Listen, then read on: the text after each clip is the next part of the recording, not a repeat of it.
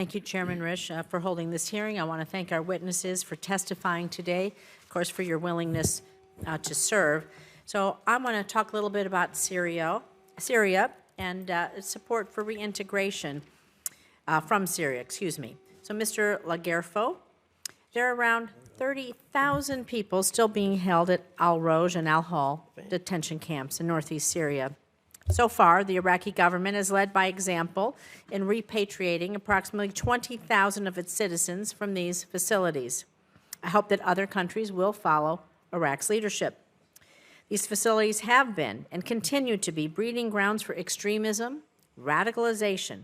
This is why it's so important that repatriation and reintegration from these camps is done thoughtfully and coupled with de-radicalization programs to avoid creating new CT, counterterrorism threats.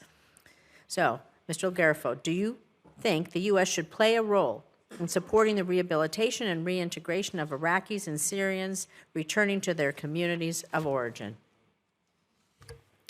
Senator Rosen, thank you for that question, and it's good to see you again. President Trump took the historic step of recognizing the Syrian government, as you well know, and lifting sanctions to turn the page on the Assad regime, which fell just about 1 year ago today. Over the last 2 years, through some very exceptional, if I may say, diplomacy, the United States and its partners, we've been able to help facilitate the repatriation of maybe about 35 or 40,000. So you support the rehabilitation, repatriation. So would I have your commitment, if confirmed, to work with me to strengthen CT programming that supports Syrian and Iraqi nationals returning from Al-Hol and Al Roj? Yes, Senator Rosen. Thank you. I have other questions, so we have a lot to talk about.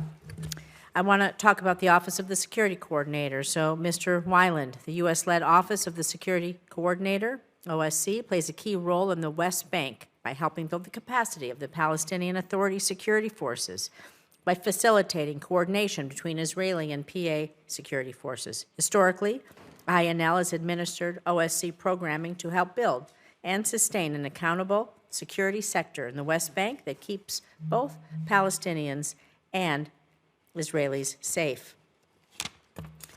So, Mr. Weiland, if confirmed, how would you leverage OSC programming to help achieve mutually beneficial security objectives for both Israel and the Palestinian Authority? Thank you for that question, Senator Rosen. It's a very important one. I've had the great opportunity to speak directly with General Fenzel, who is the currently occupies the seat, but my understanding is that he's rotating out shortly. I look forward to working closely with his successor. I believe that the PASIF has done some good work in the West Bank with the help of INL. It has, for example, raided Jenin refugee camp and deactivated IEDs, collected weaponry, cash, et cetera. So they've definitely done some good work. And I have no doubt that continue to build on that. Can continue, sorry. And you'll continue to build on that, because I have another question for you, too, about women, peace, and security implementation, because I have serious concerns about this administration's lack of commitment to implementing the core tenets of Women, Peace, and Security Act. It's bipartisan legislation led by Ranking Member Shaheen and supported by then Senator Rubio. So during your time as a senior bureau official at INL or during your tenure at WHA, have you received any guidance from Secretary Rubio or any other State Department senior official on whether you should continue implementing WPS? I'm not familiar with any direct guidance regarding that program specifically, but certainly we're under guidance to go after the biggest victimizers and terrorizers of women worldwide, which are the drug cartels and narco-terrorists that operate throughout the hemisphere and globally. And we at INL are certainly following up on that and using our programming to do exactly that. So if confirmed under your leadership, will INL fund and implement programs that align with the WPS principles, such as increasing women's participation in law enforcement? And how do you think INL should promote law enforcement efforts to address gender-based violence? Again, I think the best way to defend and protect women is to continue aggressive attempts to dismantle the criminal networks that operate around the world, and we will use our funds to do that, both through hard equipment and through training programs.